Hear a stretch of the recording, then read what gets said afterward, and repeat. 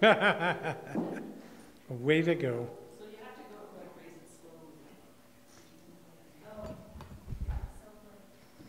Okay.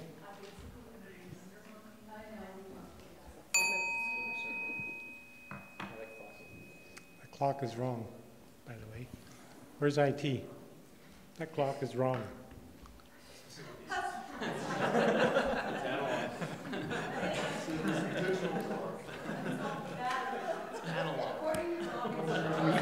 You can't fix it?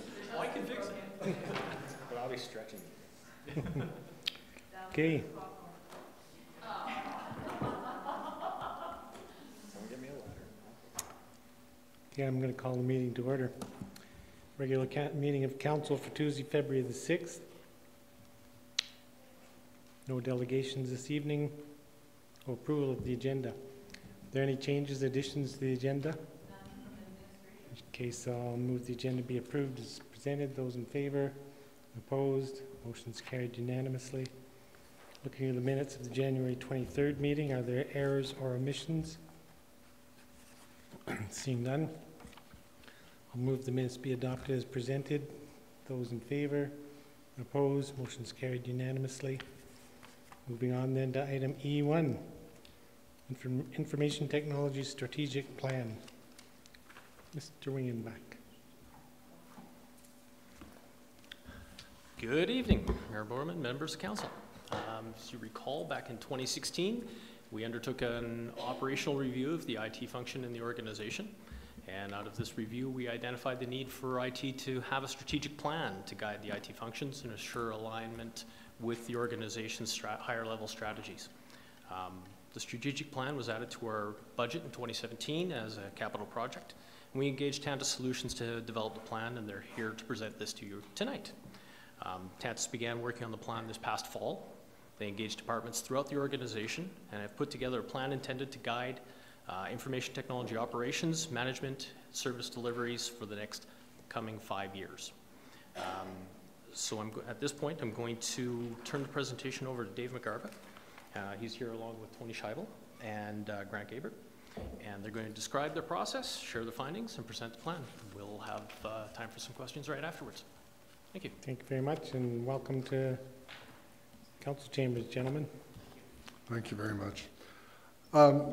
Mr. Mayor, members of council, as Alan suggested, 2 years ago, those of you who were on the previous council might remember me. I came up and chatted to you about the IT health check we had done at that time. We were very grateful that the town decided to retain us again to what we consider finish the job, or at least that phase of the job. I'm going to go into the detail here, but I do want to make a comment on the commitment and dedication and, frankly, frankness of your staff. They're a joy to work with, and nobody's, if they got something to say, they're more than happy to say it, which I'm sure is not news to any of you.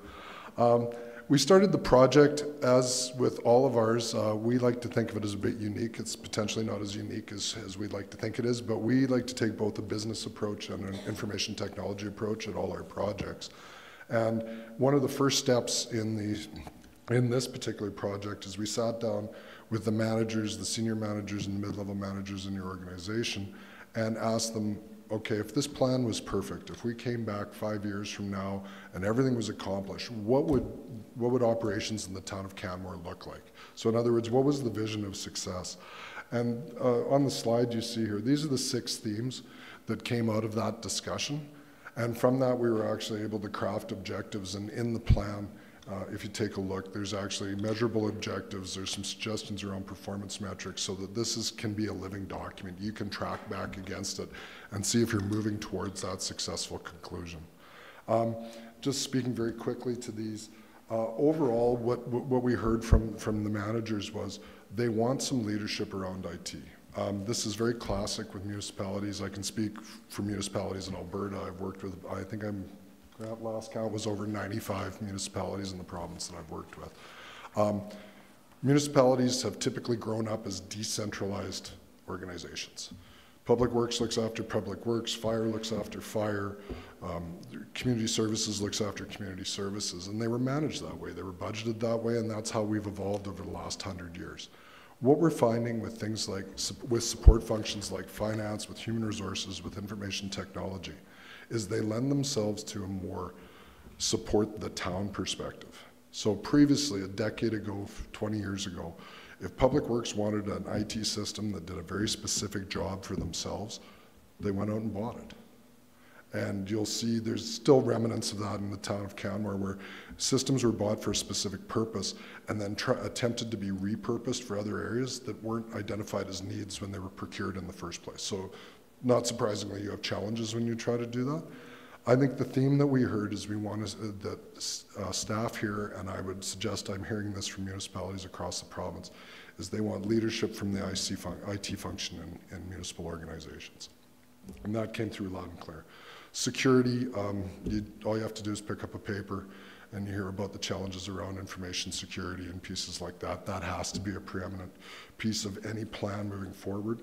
But the ideas of performance, being able to use systems to enhance the service you provide citizens and the value for dollar that you give to your ratepayers has to be paramount as well, as it probably is in other planning exercises you've done. Integration is another key step towards that. This idea that you can use data from one area of the organization and data from another area of the organization, and without crashing together spreadsheets made up of multiple documents, you can actually report on what is occurring operationally and strategically with the town. Proactivity was another piece. There was some frustration with the pace of change at times, and the ability to not wait till something is a huge issue to solve it, but to actually be able to be proactive and and tackle and address things before they become issues. And one of the key things that we are seeing with leading practices in municipalities across the province is the ability of technology to empower work units to be able to make decisions on their own, faster, cheaper, more responsive to citizens, or empowering your citizens to serve themselves through web portals, through mobile devices, through pieces like that. So that's where we started this project, as a definition of what success would look like. I'm not going to go through all the items in the work plan. I'll give you a few highlights. We broke it into 4 phases. Nothing magical about this. One of the pieces I do want to speak to you about was the survey assessment that we did. We have a relationship with an organization out of Waterloo, Ontario called Infotech, and they have a diagnostic tool that they use in all types of organizations, not just municipalities. I believe they've done it with over 900 organizations to this point. And it asks a standard set of questions that you can take a look at the IT functions of the organization. We thought, and Alan agreed, that it would be a good tool to deploy when we were looking at the current state in Canmore. And I think you'll find the results quite interesting as well. I'll show you that to you in a moment. We went through the current state. There was a series of interviews, both with the system, what we call owners, and this is part of that decentralized piece where, typically finance would own the financial system. They may not know the technology behind it, but they're the ones who would be making decisions about it. They're the ones who would be concerned about upgrade and those type of areas. So we talked with all of those folks. We talked with business representatives from across your organization. We documented what you currently have in place, and through the report, you will find the term architecture used. In this context, there's a very specific meaning around architecture. There's a business architecture and there's a technology architecture. All that means is a business architecture talks about the services that you provide, and municipalities are very different than a private sector organization that typically does 1 or 2 things.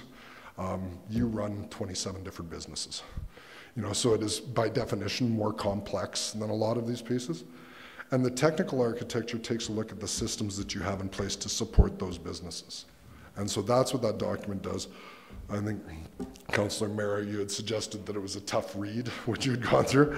I don't begrudge you that. I come at this from the business side, not the technology side, and I'll tell you, some of that I got to read 3 or 4 times just so I can wrap my head around with what Tony and his crew put together. So we took all that and we put it together and we said, okay, this is the current state. This is where we are today with the town of Canmore. And then we evaluated that in light of this vision that we had talked about before. And that's what stages 3, 4, and 5 really brought together, this idea of planning. We had identified projects through our interview process of things that people wanted to see, call it a wish list, call it a desire, things that need to be done. And then we led folks through a prioritization exercise, and I can show you a little bit about what that worked out. We prioritize on 4 or 5 basic dimensions that I'll allude to. And from that, we drafted a 5-year IT roadmap and implementation plan. Now, the distinction is the roadmap is what we're recommending that the town pursue. The implementation plan is more about the how. And I may as well skip to the bad news. The how involves a significant investment, why don't we put it that way? And it always seems to. Obviously, that's up to your folks' discretion on determining where the priorities are in the organization. But we've given you some insight on what those decisions may be. To support that, and oftentimes people will stop in their planning at that. They'll look at the current state, they'll look at the projects moving forward, but it is really important to understand that there's a support function that all these projects and operational pieces ride on top of. And so that's where we put, frankly, Alan and his folks under the microscope a little bit and said, these are some things that we think you can build on the success you have right now, things you can do better, opportunities that are available to you. And again, my compliments, Ellen and his staff are incredibly receptive to any kind of feedback we could give them in this regard. And so we've documented that in terms of what does the service delivery model look like to provide IT services to their clients, which are essentially the business areas in the municipality. And frankly, you're one of their clients as well. I heard your tablet's ready, so that's good. We wrapped it up by documenting it as you see it. There was several rounds of feedback provided by administration on the final document, and we put it together. One of the areas that we, again, like to feel we're a bit unique is we build into our work plan. We're going to be back 6 months from now to find out how things are going. Usually 6 months we found is a really good time where two phenomena occur. One, it's been put on a shelf for 6 months and nobody's done anything with it. So when they get the call from Tanta saying, hey, we'd like to come by and hear what you've done, that prompts people to a bit of action. So that's one scenario. I don't anticipate that here. The second is that people have an opportunity to road test it, for lack of a better word, to get in and dig through the detail. And usually that's where, what were your assumptions behind this? What does this mean? How would you take into account this that has changed in our environment in the last 6 months? Those type of pieces, which we think are very worthwhile. When I mentioned the survey, I wanted to show you this. This is a very simple way to assess what is going on in terms of IT functions. Now, this is as IT as a service in the organization. And some of this probably won't surprise you. What we across the horizontal, that's a measure of satisfaction from low to high. So internal stakeholders are saying, this is what we're really satisfied with, this is what we're not so satisfied with. So the farthest reaching one, the area that they are most satisfied with is the service desk. Not surprising, we see this in a lot of municipalities, especially ones where the municipal function is seen as keeping the computer running, installing the upgrade, not very strategic, but very operational in sense. And so what this is telling us is that your staff feel IT is doing a good job in that traditional support role. Give me hardware, make sure it keeps running, make sure the internet's working, all those good things. On the other extreme are things that they feel are less satisfied with. We like to put the other dimension with it because you can be really happy about something and not care about it at all. It's not important to you at all, right? You can be unhappy about things and it's really important to you and you can't understand why people don't prioritize those. That's what this graphic is showing. So things in the top left quadrant, the customer-facing technology and the projects, those should be the highest priorities right now. Those are areas that the staff feel they're not very satisfied with in terms of what is available to provide service to citizens, and they consider it highly important. So these are things on how projects are defined, how they're selected, how they're funded, how they're managed, and you'll see more of that coming up. Client-facing technology, when we asked questions about this afterwards, was focused predominantly on your website and the functionality of your website, what citizens are able to do through their website, the website, and pieces like that. The other items shouldn't be ignored, and that's where the bottom left and the top right, those are medium priority pieces. The top right I'll speak to first. Those are things that folks feel that you're doing relatively well, and they're important. but those should be continually monitored to make sure that you keep high levels of satisfaction. So there's nothing saying that service desk should be ignored. That's an important function to staff and to keep the operation running. But you're doing really well there, so you might not want to make a lot of investments to improve that piece. You may want to shift your investments to that top left corner. The bottom left is interesting as well. Those are areas that people aren't satisfied with but don't think are very important. This is where we put on our quote-unquote expert lens, and we look for interesting patterns. The biggest factor in determining success of projects is getting the requirements right before you start. So we find it very interesting that they suggest that projects are a very high priority, but requirements gathering isn't. And we're suggesting that maybe the cart's a little ahead of the horse on this one. That if you want to do projects well, you typically want to do the requirements gathering portion well. That leads to success. So that was kind of interesting. So, we're not taking it at first blush, we're questioning some of these pieces. Analytics capability and reporting, I think part of that was the maturity, that you don't have the systems in place to feed that very well yet. So I think folks said, relatively speaking, that's less important at this time.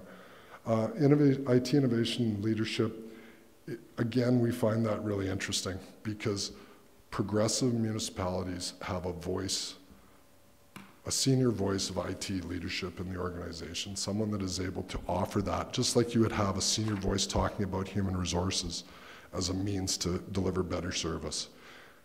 You would have a senior financial person talking about how best to attribute money to provide better service. We would suggest there's a role for an IT person to provide that perspective as well as you would your public works or some of these other support functions. The bottom right corner, data quality, work orders, IT policy. Again, those are considered lower importance, but they think you're doing a good job on those. So those are the lowest priorities, just more focusing on maintenance, keeping them up to date and continuing what you're doing. Okay, we find it quite insightful for a silly little 2x2 graph. Where we headed with the roadmap and the plan itself is this idea of you got to walk before you run, and where are the most worthwhile investments. We would suggest you're looking at your critical business needs first, which we've tried to outline in the report, and then we're talking about extending your capabilities. Once you've taken care of the critical pieces, now you're talking about extending capabilities that you currently have. So this may be, you currently have capabilities to offer permitting. Extending the capabilities would be offering permitting online. You currently allow, a good example is recreation. You at one point took counter service for registering and recreation programs. You move to an online mechanism to take that. That's the idea of extending your capacity. You're not doing anything new as a municipality, but you're employing technology to make it easier for citizens, cheaper in the long run, those type of things. Those are what we're talking about, extending capabilities. New capabilities. There's municipalities trying all kinds of new things that their citizens are asking for. There's several that are setting up utilities for high-speed internet. There's several that are, each one I think you'd want to address on a fundamental business case level. Is this something we should be doing? Those type of pieces. I don't believe we've recommended any of those pieces in your organization right now. Most of it is about critical business need, extending those capacities. And then the dream world is driving true business intelligence, where your staff are able to adapt on the fly based on information that you have about the services being offered. So you can actually change programming, you can actually change maintenance patterns with your roads. Excuse me, you can change landfill operations on the fly because you have intelligence today, you know exactly what's going on. As far as I know, there's really no municipalities in that area right now. There's some looking at it and some getting more mature, but that's kind of the holy grail, if you will, where we're headed with this type. Okay. And underneath all that, these ideas of words of governance, which you'll hear more about in a moment, assessment, constantly measuring what you're doing, assessing what you're doing, looking for continuous improvement, and then sustainment. Do you have the activities in place that once you put an investment into, in this case, an IT system, do you have the proper mechanism underneath to support that moving forward? So it's a well-spent money, right? You're getting the best bang for your buck you can. I have no idea where I am time-wise. Okay. Just get the big hook out. We've got lots of time here this evening for this, so. Okay. When I talked to you briefly about the project prioritization, this is the mechanism we use to score projects. It looks pretty simple, and it doesn't give you a rote order of most important to least important. What typically falls out of this are 3 bundles. These are your high priorities, these are your medium priorities, these are your low priorities. And I mean, cost is always going to be a factor you need to weigh into these. Time typically correlates with cost, but it also impacts when the services are available to your citizens and to your staff. Complexity is a piece that is often underrated when you're planning projects. And frankly, the more areas, I think I spoke to you before, in the good old days, you would do a project for one department and one department only. Those days are gone. Very few, if anything, we look at would score a 5. Most are going to be some type of foundational thing for the organization where it has to integrate with the financial system or it has to integrate with something somewhere. Again, your recreation system would be an example of that. And then we move into things that are multi-business unit, that's what BU means up there, and internal. And then when you bring in external partners, everything kind of blows up again in terms of complexity because now you're dealing with all their systems, their policies, their governance, their desires, those pieces. In terms of effectiveness, that's a very subjective scale. But when talking with staff, they talked about highly effective projects would put you in a regional leadership position. That would be, you know, Canmore is the poster child for what other municipalities want to do, all the way down to just improving an internal IT service wouldn't be seen as wholly effective in that regard. And then criticality. Obviously, if something's, we've just finished working with the fire service, so I have all my fire analogies. If it's on fire right now, you want to put it out first. Not a great analogy, but still one there. So those are some of the scoring we used. Where this all led to was there's two, essentially you got 2 roadmaps for the price of one here. One is about how helping the IT organization in your municipality operate better. Some of these are things that your citizens and frankly your staff are probably never going to see the actual tangible product of. They will see the output of them. So things like reviewing your vendor service level agreements. I'm not going to go through them in detail, but developing that business architecture that I talked about, there's been some work in that regard, but finishing it off and fleshing it out. Defining the IT organizational's critical key performance indicators are all things that we've suggested that Alan and his team take on in the first 6 months, sorry. And then in the second 6 months, move out and work with the business more, where they're taking a look at service level agreements with the business areas, so the business areas can understand better how IT is going to support them, and IT has a way to measure their performance in working with those. There's some technical pieces around bandwidth and network that needs to be assessed to make sure that you're continuing your path to making sure that you have the proper connectivity. And then moving into the second and first, later on in the second year, around the whole service delivery sustainment, business continuity, disaster recovery, those type of services are where we suggested they focus. For the organization, now the fact that you can't read any of the print is an indication there's a lot of things that people want done. It's more the size of the print. Obviously, some of the projects you already have underway, things like the planning and permitting system coming forward, there's some of these other pieces in there highlight around work tech, functionality review, information data management strategy. This is definitely where I check out and Tony and his team check in more. When I suggested that report was somewhat complicated to me, this is where we get into things like how does this system talk to the other system, what are the rules around data, what are the security protocols. So I would certainly let Tony talk to that one a little bit more. The website renewals there, the rec center renovation, all these things that are going to have impact on your business areas. Some you've already provided some investment for, and things that are going to be addressing the critical business needs. In terms of the town operations and how IT relates to that, I'm going to expand on them a bit more in a moment. But the disciplines around project management and project governance are certainly areas where I think there's huge value for the town. And then talking about organizational key performance indicators, again, this could be done from a business perspective, should be done from a business perspective, but it defines a better way that your organizational units can interact with one another, specifically your support functions. Can I just interrupt with? Oh, sure. I'm sorry. So on that chart, I'm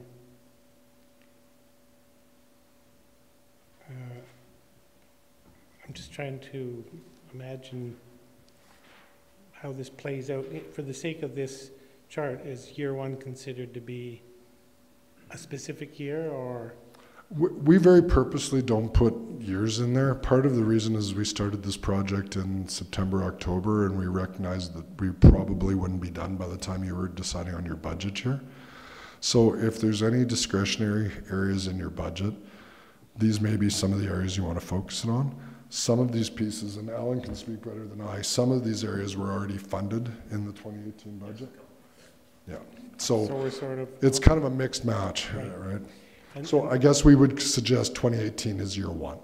Okay, and the previous slide under 3.3, it shows basically 24 months into the future.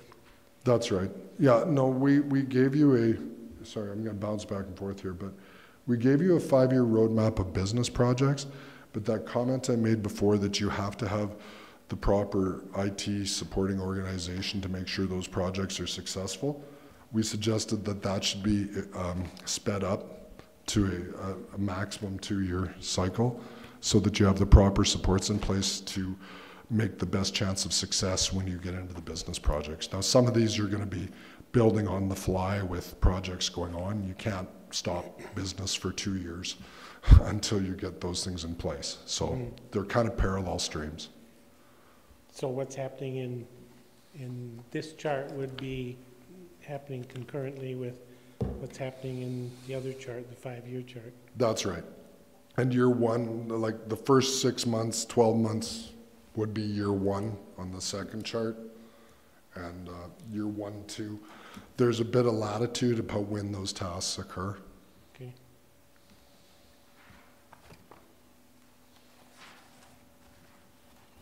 When I said before that we weren't recommending you implement any new business capabilities, I was speaking more from a business context. These are from an IT context in terms of IT capabilities you have in your organization. So I led you astray. They're actually there. And this is more around what are you going to do with open data? What are you going to do with cloud activity, GPS, AVL, and then business intelligence itself? And that we've got that box in a 1-year piece. That would be initiating business intelligence discussions. That's obviously a longer term piece.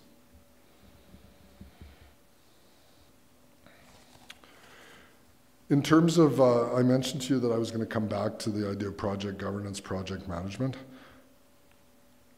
I use this phrase a lot, so I apologize if I threw it at you 2 years ago, but I really believe it's the case. When we work with municipalities similar to Canmore, you're too big to be small and you're too small to be big. You're in a very challenging time in the growth of Canmore and development. Now is the time for a more formalized project management and project governance structure around your IT projects in specific. If you go talk to your public works folks and the people who do major capital projects in other areas of the organization, there's I'm assuming, and through the conversations we've had, there's a rigor to project management. They understand that they have to, you have to put it out down the foundation before you put up the pillars, before you put on the roof and things like that. I think there's an understanding of that with your IT staff. I wouldn't say there's the discipline that engineers are trained to have in those regards. There's an opportunity there. The governance piece is interesting because obviously you are the overall governance for the community, but within the administration there's room for governance across the administration for IT projects. When I spoke of the history of municipalities where a project would occur in one area, a software package would be bought. During rollout, people would say, hey, we should apply that over here and we should use that over here. One of the examples that we provide in the report, and Alan or I or someone can speak to it later, is WorkTech. WorkTech was bought for a very specific purpose. Some other people thought, hey, we can get better bang for our buck and deploy it across the organization. And those requirements weren't captured when the software was purchased. So there's some real challenges making something fit what it wasn't intended to be purchased for. The idea of a governance committee across the administration led by IT would allow those conversations to occur. It would allow for administration to prioritize some of these business needs that we talk about. It would allow for better decision-making information to come to council with respect to investment prioritization, with planning. And it would also allow them to work together to come up with operational metrics, KPIs, critical or key performance indicators that could be used across the organization to measure the effectiveness of your information technology investments. And what organizations have found that have spent time on this is that most of those measures will come out from a business perspective. So time to, one of the key measures may be time for availability of the website to register my kid for swimming lessons. Well, that is a measure of recreation right now, but in essence, that's a measure of the information technology that's supporting it, right? And so those type of measurement, it can be critically important to put together, and they can be useful information to track performance and look for areas for improvement as you move through. From a staffing model with IT, you've put together a very interesting mix of staff. I mean, interesting in the nicest sense of the word. They're interesting people. But they're also, you've got a role of a number of specialists, and which is fantastic, but there are other areas that you don't have access to the skills and resources you need to have a high-performing information technology shop right now. And here's a listing of some of them. I'm not going to go into a whole lot of detail on that just because some of them are quite specific to information technology skills. I had mentioned the project management before. And with that too big to be small, too small to be big piece, staffing increases are a challenge, completely recognized by us. The idea of supplementing those with contractors, and I'm not saying that because I'm a contractor, but being able to actually rent people for the time you need them for a project for specific packages of work is a strategy that's been deployed by a number of other organizations, public sector and private sector. When you don't have enough work to support full-time roles for those things, it's an option that we've suggested that can be augmented by contract resources. I would tell you that if you go down the path of contracted resources, project management skill is a necessity to ensure you're getting the best bang for buck from your project resources.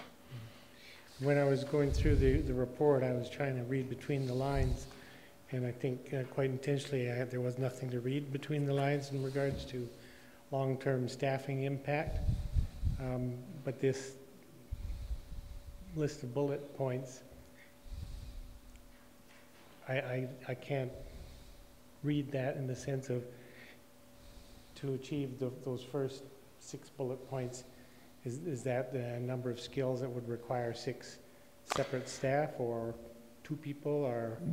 We very purposely put them as bullet points as opposed to FTEs, because one of the challenges you're going to have is, well, first of all, you don't have enough work for an individual in each of those roles. So it's not 6 people, but the challenge is if you post a job description asking for combinations of these, you don't know who you're going to get to apply. You know, so you have to be a little bit opportunistic on those pieces, and that's why we're suggesting a mix of contracted resources with staffing resources. So if you put out a job application for a tester, and you find out that the tester also has a PMP, professional project manager's designation, you know, maybe I've got 2 things going on their piece, or an architect, which good luck finding one right now. That's a very specialized skill that's hard to find right now. if you find one, let me know. We'd like to hire another one at Tanta. So, but no, so you could potentially find an architect who's also has some experience in change management. What I'm saying is that the hiring aspects will probably be opportunistic. Alan, I think, do you want to comment on staffing, or am I okay here? Well, no, if you, sure. Dave was mentioning try to get as many of these roles into a single position as possible. Right now, we are working with a new approved position in the 2018 budget. We're working on the final draft of the position description for that. The position description right now is very heavy on the project management skill set, but we have included business and functional analysis in that mix, as well as the intent of not just managing the project, but actually working through the project with the department, from analyzing the business requirements, putting those requirements together, procurement, moving that through the project management cycle, bringing in other resources from IT to work on the project, and getting the department to accept what is coming out of that project and work with them to ensure success. So that's one of the methods we're using to hit as many of these 6 as we can. Some of these 6, we're still a small team. We're still going to have to split those tasks up between other members of the team and take those on ourselves. That answer the question? Yeah, it did. Great. Thanks. As best possible anyways. And I should have thrown that in before I asked you, but the business and functional analysis piece is probably the best place to start. That's probably the most easily available skill set you're going to find right now. Great. One area, and I spoke to this before, I spoke to it right at the beginning, this idea of IT leadership. At some point in your organization's future, we would suggest probably closer to the now than to the distant future, you should consider a more senior role to speak for the IT operations in the organization. Right now, IT reports through finance, which historically has been a matter of somewhat convenience in terms of organizational charge. Second of all, the financial systems were one of the first computerized operations in municipalities, so historically it's fallen under there. A number of finance managers that I've talked to in the past have no core expertise in IT. I can't speak to the Canmores, I don't recall actually. But Sven Kankima, how would you say? I have a bachelor's degree, but that's in systems and not in depth. Yeah, so, no, I mean, they're financial experts, right? And so those type of pieces you can take a look at that, but that's one of the things that I think would help with communication with administration, communication with council in general. Role clarification required. There's a couple of areas. There's pros and cons in what you do with it. The web specialist role that you currently have, the movement we're seeing is less around a focus on web development as a brochure, for lack of a better word, to more interactive e-services type pieces. So if we can evolve into that role where technology becomes more of an e-service enablement. E-services, I mean, where citizens are actually providing themselves service through your website or through mobile devices or things of those nature. And GIS, typically GIS is either grown up in the planning area because of the mapping function. This is another one. The value of GIS information across the organization is huge and getting huger. I don't know if that's a good word, but it is becoming very paramount. It's a critical business too. Bigger? Thank you. Huge. Yeah. That's a word in Washington, D.C. It's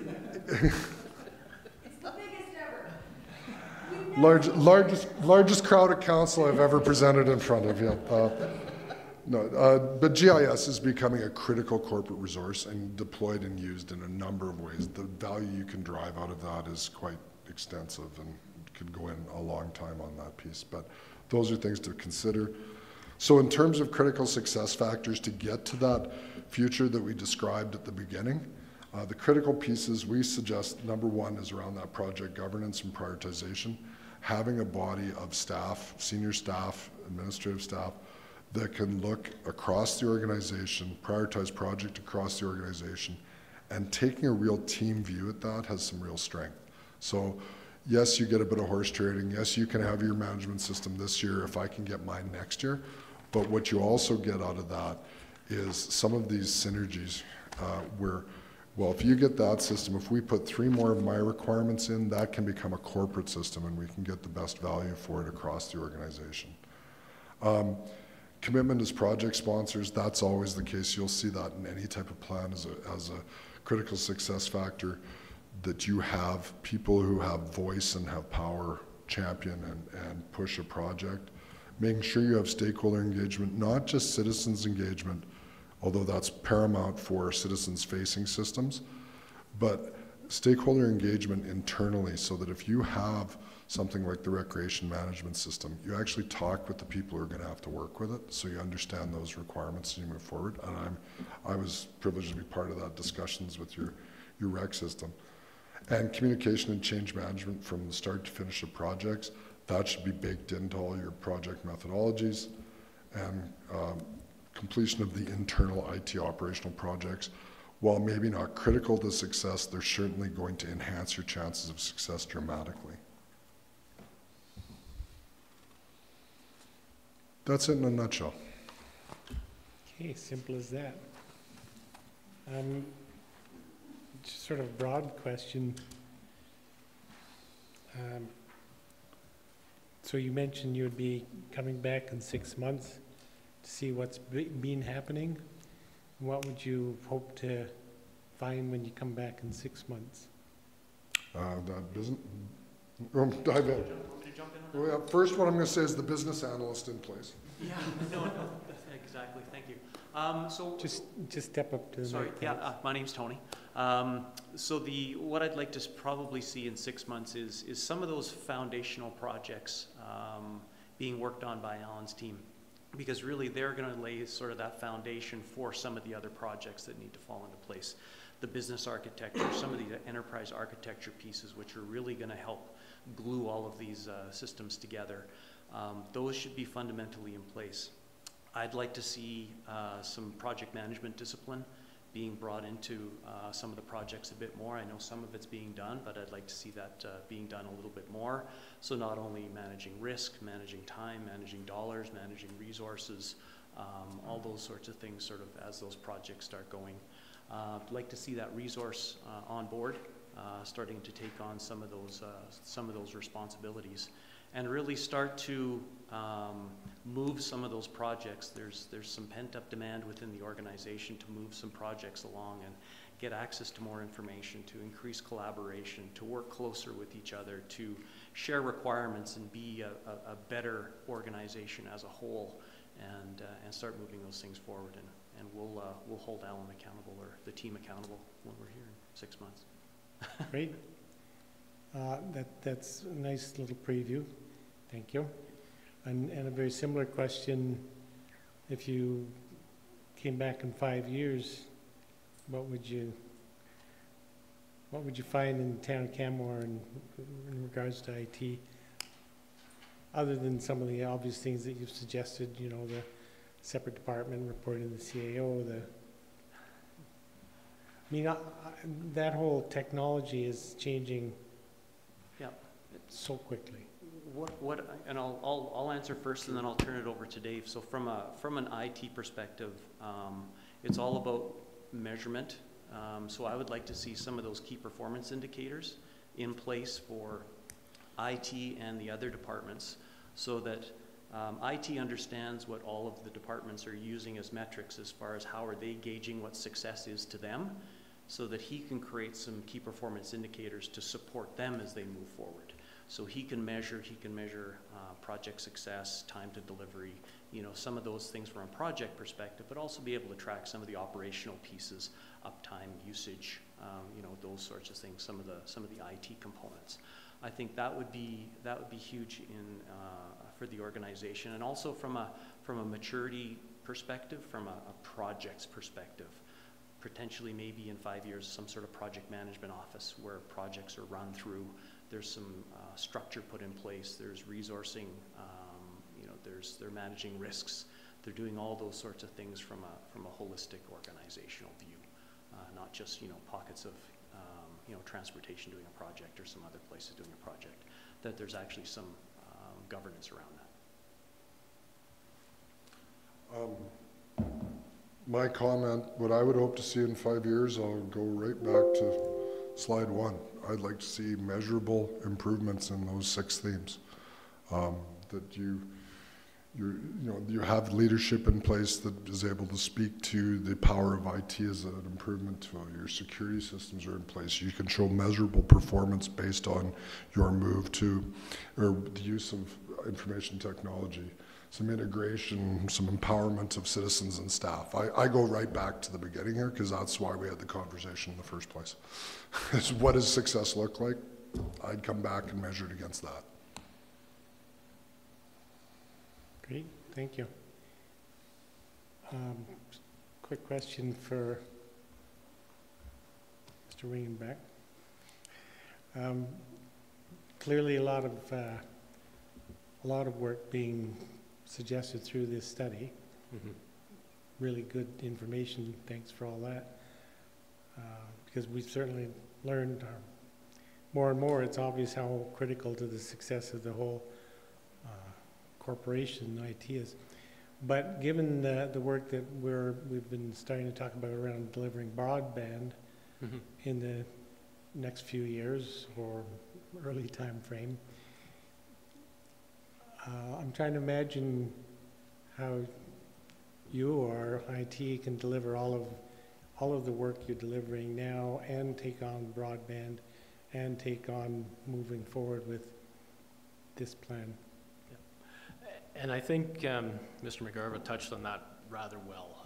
We talked about having a small team, being functional, having some rigor around managing those projects, setting those expectations, defining what it is we really want to do through those projects, but bringing in the resources to perform those individual tasks when they're there. So if we can define those tasks properly, we can go out to industry and that exists out of Calgary or Edmonton and bring in the resources as needed to execute on some of those. But I think we really need to get that governance into place for those individual issues, whether it be broadband or implementing new technology for different systems in town, line of business systems. Maybe we want to replace our accounting package in one day. We have been using it for 14 years. So it's done well for us, but it might be something we look at in the near future. I'm pulling at a string. That's not a project on my horizon. Sure. So I think that's probably the way to try to execute on everything that's listed there as a small IT department would not be successful. Ms. DeSoto has her mic lit up. There's her assistant. Thank you, Mayor Borman. And just to add to Alan's comments, while Mr. Wingenbeck and the IT department led the broadband master plan, there's been no intent organizationally to impose the delivery of broadband implementation on a small IT department. So next steps in broadband implementation, that's a significant project that will require significant resources, potentially the establishment of a separate Part 9 company to do the entire project. But we haven't determined what those next steps are, and that will be something we have to bring back to council at a future date.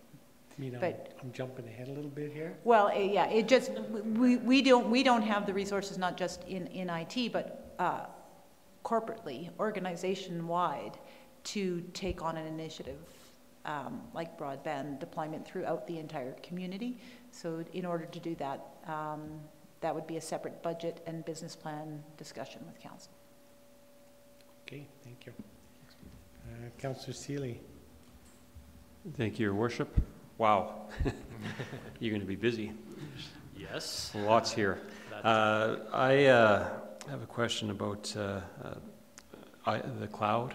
We seem to be moving to the cloud technologies and everything else with good confidence, but in the report it also talks about on-premise solutions. Mm-hmm. So is there a point where technology says, well, hold on, there's lots going to the cloud, but we have confidence in our on-premise and we should do both? Yes, absolutely. Yes, there is a point where we're getting more and more confidence in moving to the cloud and moving services to the cloud.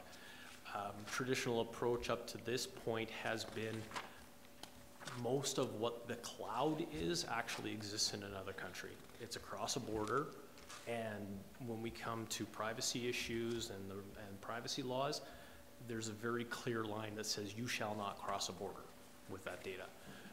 Not all of our data is private or individually identifiable, but it's very difficult to split that data up to say this is allowed to go there, this isn't. So we've taken the stance at this time, if it's important, it's on-prem, or on-premise, sorry.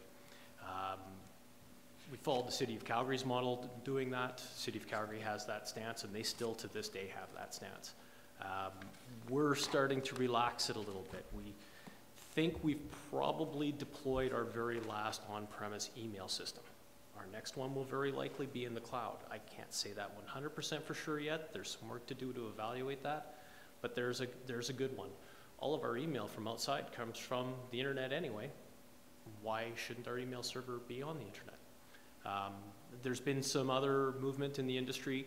Microsoft has now spun up data centers within Canada's borders. It's possible to use those. Amazon has also done the same, so we've done those types of things. Our current public website is hosted by Amazon Web Services. It's in the cloud. It's in the US, but everything on the website is public information. So we don't have those privacy impacts across that. Streaming of council videos, YouTube. Again, it's across a border, but again, this is all public. So we don't have the privacy issues there to worry about. Those are some of the examples we've looked at. More and more will shift that way. We've got some other hybrid solutions that we're looking at for our record system.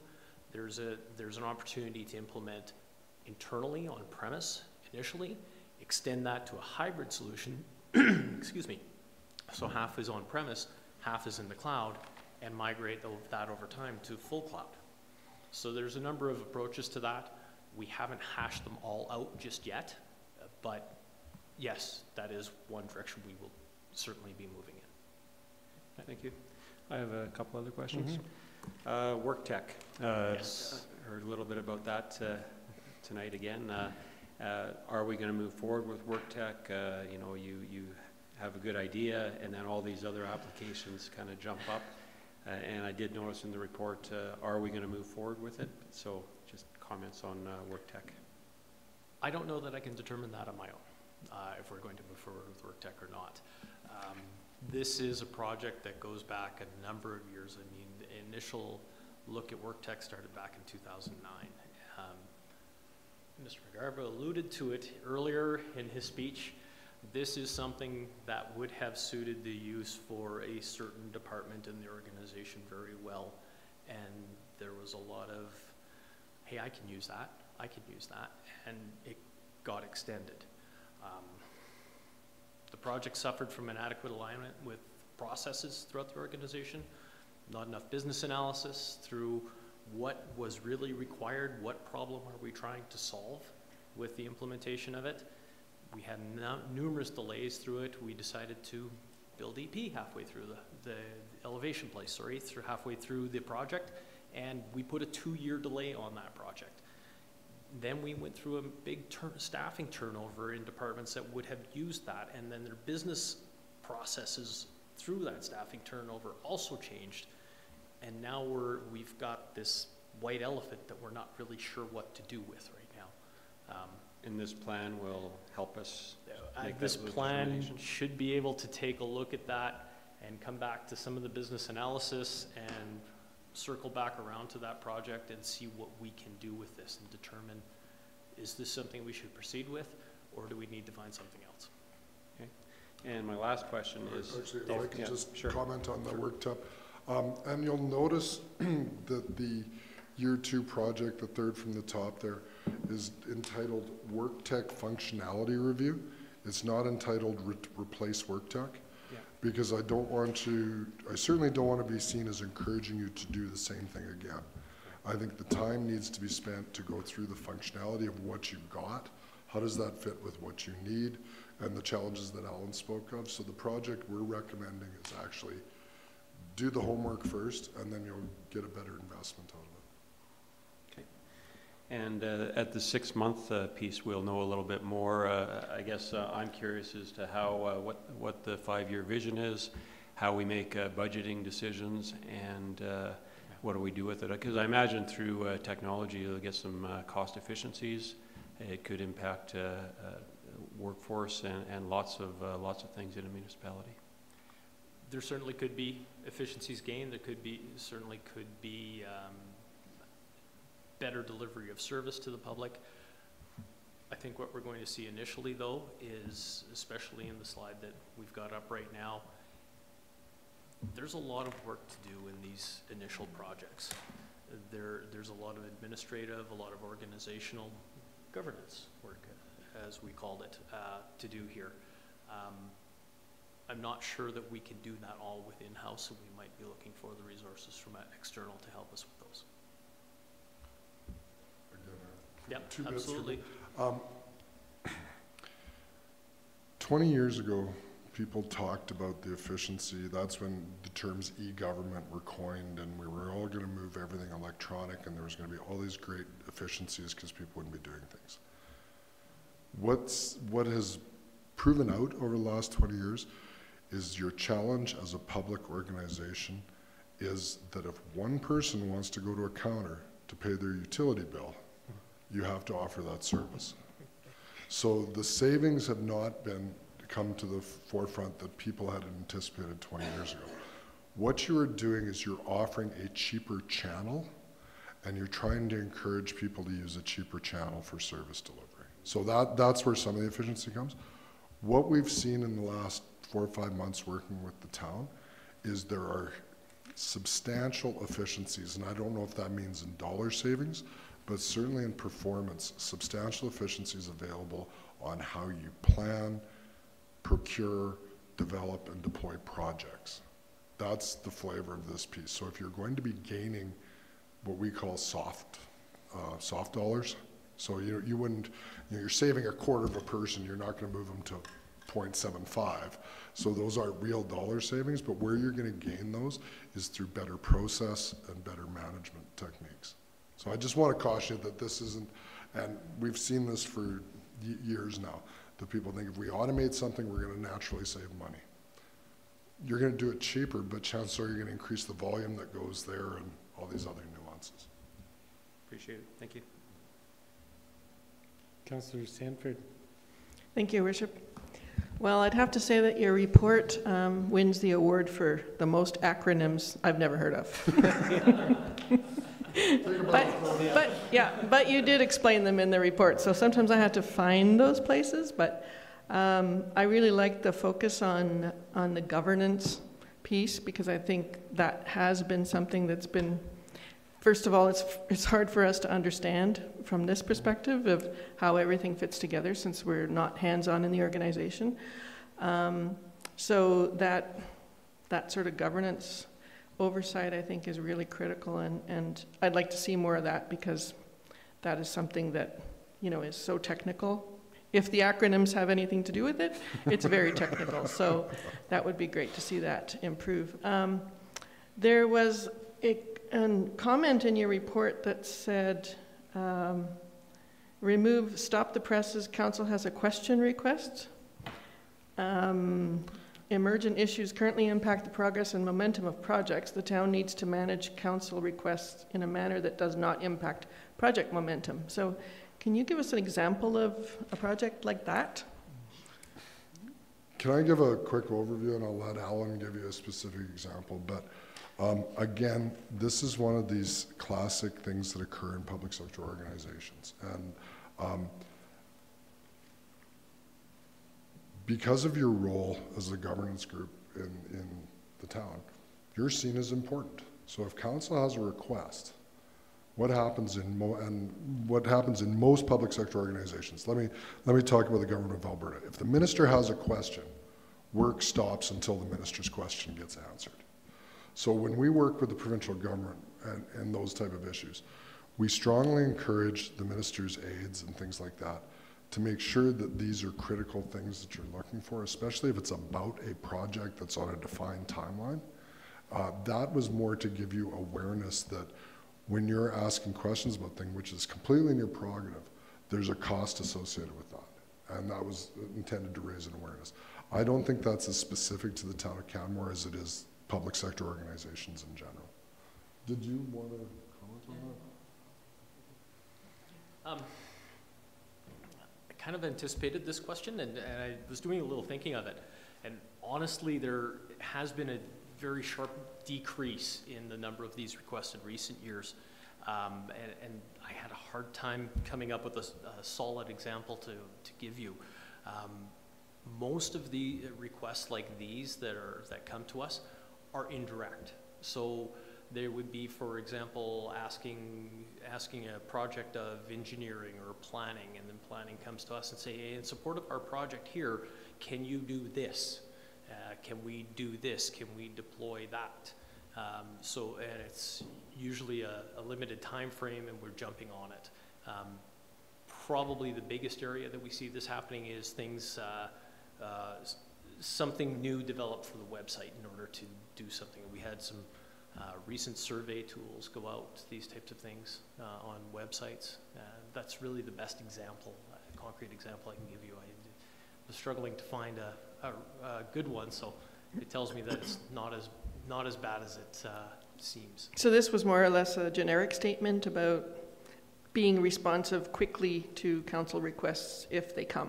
Yes. But we should, if there's an area of improvement in there, we should be improving that, because we don't want to stress the organization in that capacity, because we know that you're already doing a lot. So well, thank you. That would be valuable information for us to improve on if we can. And that is the balance.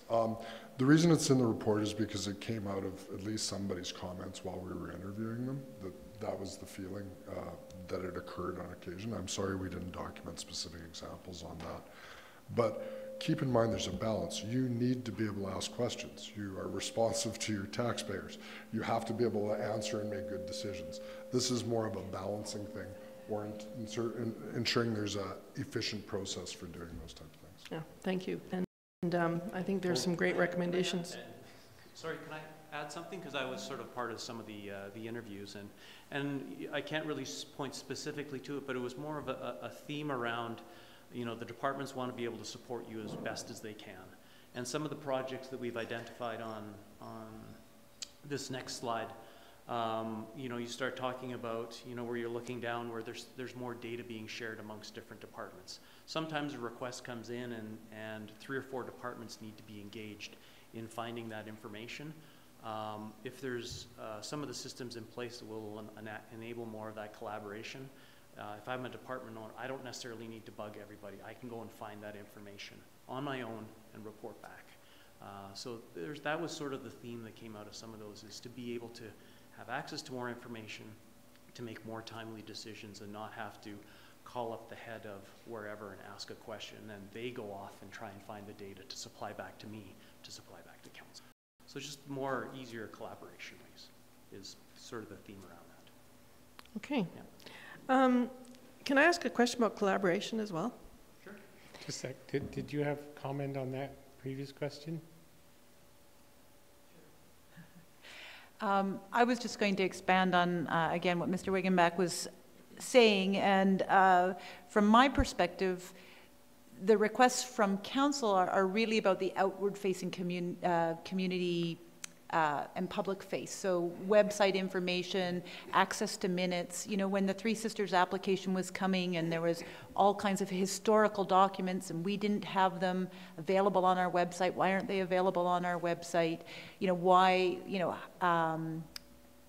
there was a time when the video got erased and it, you know, it stopped the presses. We had to fix that video erasing problem, and it's important because it's public facing and it's a reputation issue sometimes, but it does direct resources elsewhere. So that is something that I've seen. You had one other thing to add to that, or? I beg your pardon? Was there something else you wanted to add to that, or? No, I think okay.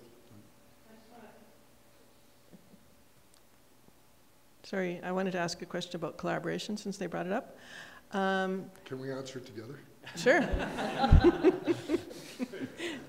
You can ask everybody in the gallery to help you if you want. Is there any potential for IT, because it's such a huge part of what we do and it's so pervasive everywhere, is there any potential for us to be looking at some regional collaboration grants to work on IT, maybe with some other municipalities and, you know, share some of those things? Or is everything we do so specific that we can't? I don't know. Can I? Can I? Yes.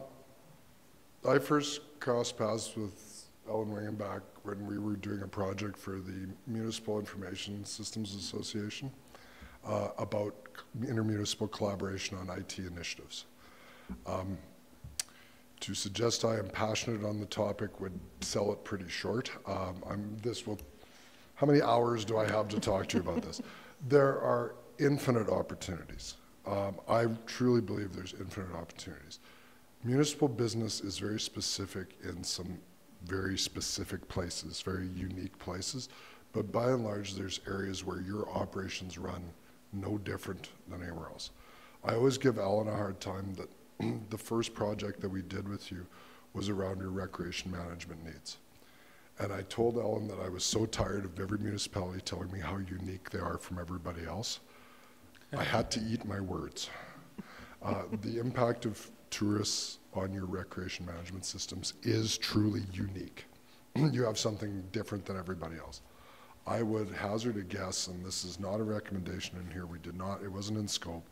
I would hazard a guess that your assessment system is very similar to assessment systems in other jurisdictions. I would suggest, I don't know how far you want me to go here, but I can envision a future where the province of Alberta tried this a couple of years ago, and they built something called MIMS, which was going to be an asset management system for every municipality in the province. And what they learned very quickly is you can spend millions of dollars building something one size fits all that doesn't fit everybody. They tried it. MuniShare was another attempt through the AUMA and through, the right idea. It was a financial system that all municipalities could use and things like that. It doesn't fit everybody. The model we came up with in the MISA project is there are clusters of collaboration that aren't necessarily in every business discipline. So it might be, and I'm just making these up off the top of my head, but it might be you and Cochrane and somewhere else close. Sorry. Yeah, they're feds. It might be a little tough. But okay, let's say it's Banff. Let's say it's those three that can partner on assessment systems. But remember, with technology, geography is not important. So it might be you and Grand Prairie and somebody else that partners on something else. You barely have the leadership capacity to do the projects on your list. You do not have the capacity to explore those opportunities right now. The reality is. Now something like through a MISA organization may make those a little more prevalent.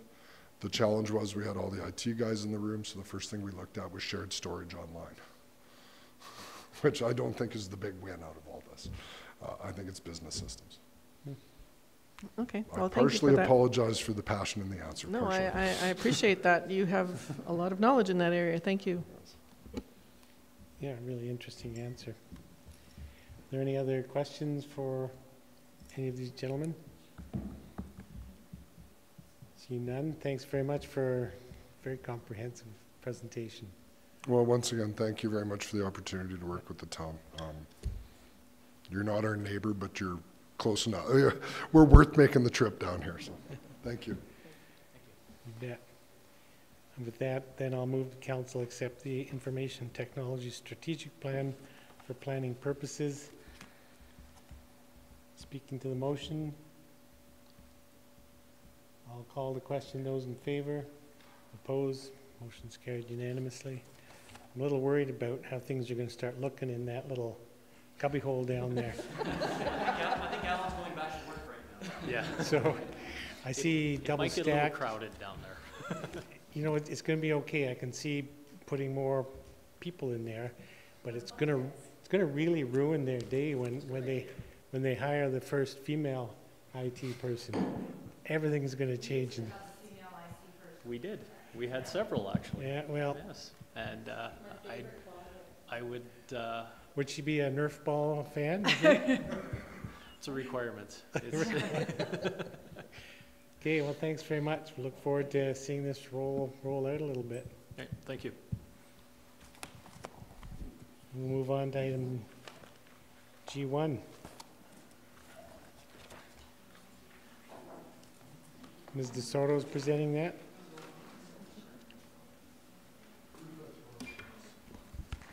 Services to the Bow River Campground.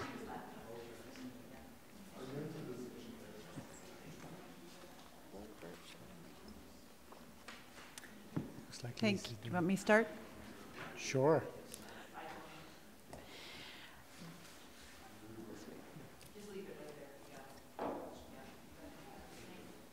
Okay, thank you, Mayor Borman, members of council. Mr. Fark had given Mr. Birch and Mr. Como the evening off because he was prepared to present these two reports that are left on your agenda, and then Mr. Fark went home sick. So I am, as the past manager of Public Works, pretty familiar with the two topics in these decision reports, and so I believe I can hopefully present them adequately and answer your questions. But in the event that I can't, we can always postpone the decision until a later date, till somebody else can come and present. But the first request before you is to approve the signing of a memorandum of agreement with Alberta Environment and Parks for the provision of water and sanitary services to the Bow River Campground. And there are a couple of drawings attached to the staff report, which give you the location of the campground, and that's the one near the Three Sisters overpass. So the town has a history of extending our water and wastewater services to external partners and municipalities. We have agreements with the MD of Bighorn to service Harvey Heights and most recently Dead Man's Flats. And we also have an agreement with Alberta Environment and Parks to service the Nordic Centre, and that's a long-standing agreement. So we use the template for those agreements to negotiate an agreement with Alberta Environment Parks, and we were first approached by them. They wanted to do some upgrades to the campground to improve it, to add a washroom facility and services direct to the actual campsites. And I believe they're also bringing in electrical services at the same time as water. In accordance with our standard practice, we would charge our similar utility rates that we would charge to our local customers. We extend the same rates to partners and outside municipalities. And we also charge connection fees. We call them connection fees when they're outside of our municipal boundaries. When they're inside our municipal boundaries, we call them off-site levies. So in this particular instance, the way the connection fee was calculated, because it's a seasonal operation, the staff involved in negotiating the connection fees with the province didn't feel that it was appropriate to charge a full connection fee. So when we have offsite levies, we charge offsite levies based on a dwelling unit, based on an accommodation unit, or based on a commercial hectare. So we've determined that a campsite is most similar to an accommodation unit, like a hotel unit. So we use the accommodation rate, off-site levy rate, proportional to the number of months per year that the campsite's open. So 5/12 of the total rate, and that's how, times the 70 campgrounds, that's how the connection fee of $56,630 was determined. The rest of the agreement is very much similar to our agreements with the MD of Bighorn, and refer to our municipal rights and the requirement to meet our engineering design standards and to meter the water,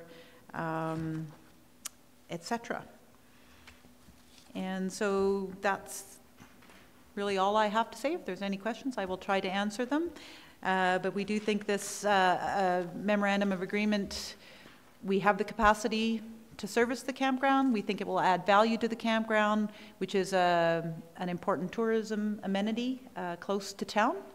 many people who stay in the campground clearly would be coming into town to visit during the day and use and shop in our community. So the recommendation from administration is that you approve the signing of that agreement. Great, thanks.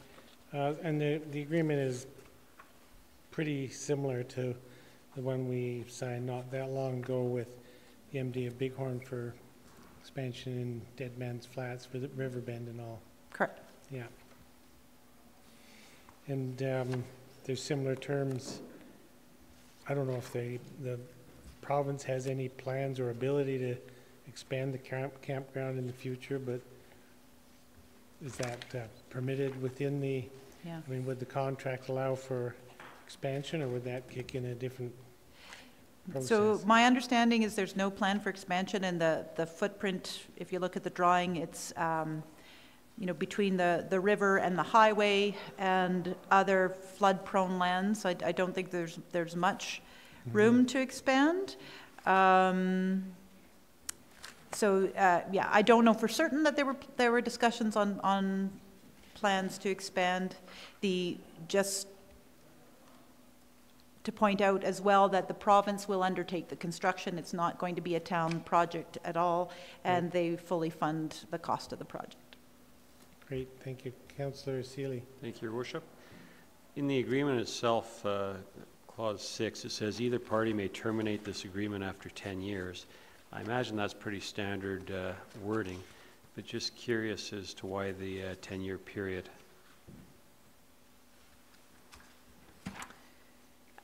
Yeah, again, I can't speak to the discussion. I think with our agreement with the MD of Bighorn, we had a longer term, 20 years is my recollection. So, you know, just given the proximity of the campground to the town, potentially the option for the town to include the campground within its municipal boundaries at some point in the future, or potentially the campground could find that it hasn't provided an economic benefit, or that the cost of maintaining the service, because they will have to maintain the internal pipes and systems, et cetera, and close them every season and open them, that they thought a 10-year period was reasonable to assess. Yeah, and it will likely be going good 10 years from now, and Right. it'll just continue to move forward. Clause 50 talks about the province shall make payments within 30 days. What happens if they don't, if they extend?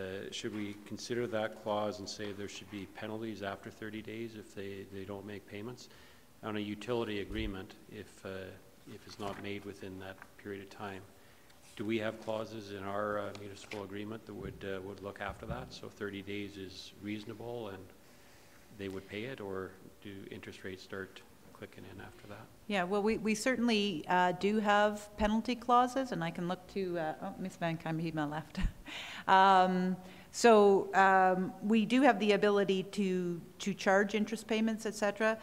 You raise a good question. If it's not in the agreement, can we? I mean, certainly we have confidence that the province will pay the invoice when rendered. And it may be in the utility agreement, I just don't see it here. Yeah, it's not explicit in this agreement, and there wouldn't be a separate agreement. Although, you know, when residents sign on to utility service, and when you get your bill, it says if you don't pay on time, a fee will be added, and I'm certain that we could do the same thing with the province as a customer. They get the bill, they're notified through the bill process that I'm just wondering if I should make an amendment to include that, or would it be reasonably considered? Well, you know, given that we have high confidence that the province is going to be a good customer and will pay, we don't think we won't be able to collect. The other thing is that the province has already signed this agreement. So at this point in time, it's already passed through their review and signing process. So if I'm not anticipating any problems. I was just curious. Okay. Okay. All right. Thank you. Yeah, well, there's always talk, isn't there? Councillor Sanford. Thank you, Your Worship. Thank you for your presentation. I know that you do know a lot about this subject, so it's great that you're able to stand in for Mr. Fark.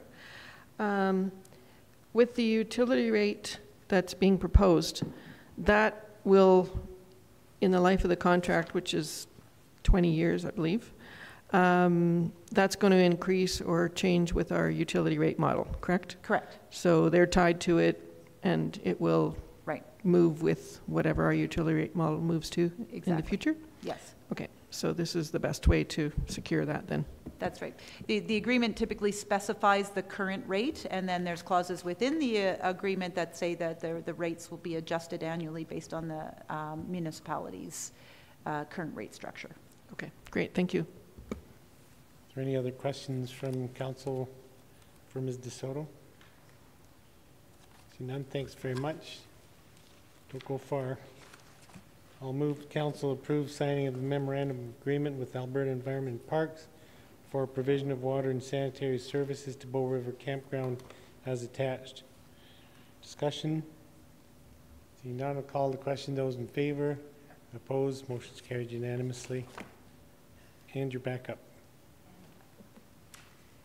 Yes, the next report is regarding the Alberta Municipal Benchmarking Initiative conditional grant application. As incumbent councillors will recall, we've been before council several times with these kinds of requests to apply to the province for grants in support of the Municipal Benchmarking Initiative. And the town of Banff has historically taken the lead. There's always a lead municipality required. So any participating municipality has to have their council pass a similar motion, and then we would forward that off to the town of Banff, and they will be the grant administrator.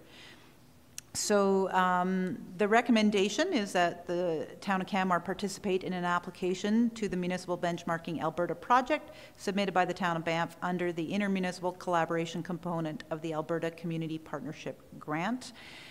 Essentially, the current membership of the benchmarking initiative has reduced down to 5 municipalities: Canmore, Banff, Okotoks, Medicine Hat, and Lethbridge, from a start of 14 municipalities. There's a number of reasons why various municipalities have withdrawn from the program. A number of the municipalities that withdrew, Spruce Grove, Grand Prairie, Beaumont, Cold Lake, Fort Saskatchewan, and Leduc, were all around the Edmonton area and were further north. And I think that the initiative and the drive behind the program was mostly from the municipalities and the CAOs in the southern part of the province. So a project like this, similar to what we just had described by Tantus regarding IT, it needs leadership, and it needs momentum and commitment across the organization. And where municipalities haven't had that, it kind of sputtered and fluttered, and if there was a key leader in the organization that left, then they ended up withdrawing, because it has been quite a bit of work. I did check in with our 2 main managers, Andreas Como in Public Works and Greg Burt in Protective Services. They've been the ones who have done the lion's share of the benchmarking.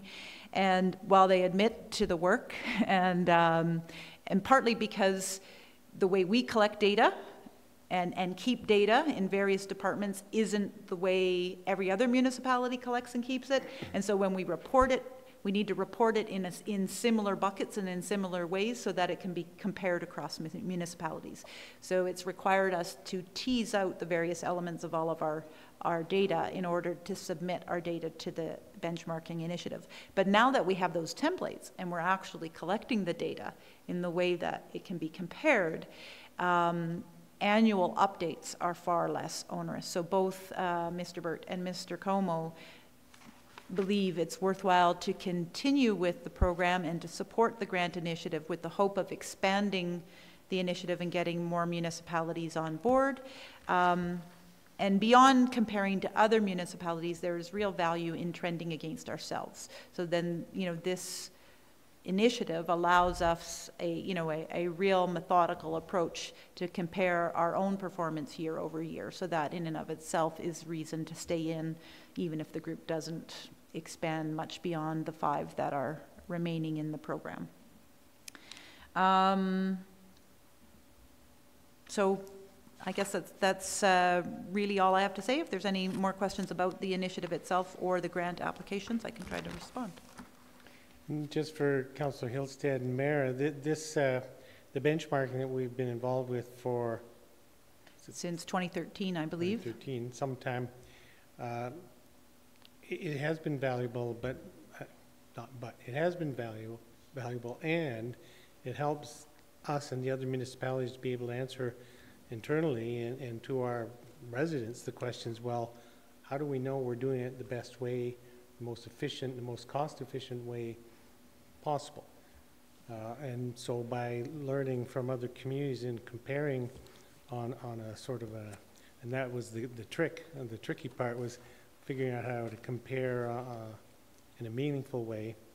It really does, it's a really valuable exercise, I think. So now this is a new grant application because of the change of membership? Yes, so we are still an intermunicipal collaborative. The grant would allow us to collect the next 2 or 3 years worth of data and continue with the service areas that we've already started benchmarking and try to grow the program and bring on other municipalities. The larger costs are when the new municipalities come on, because they tend to have to incur some costs in order to participate.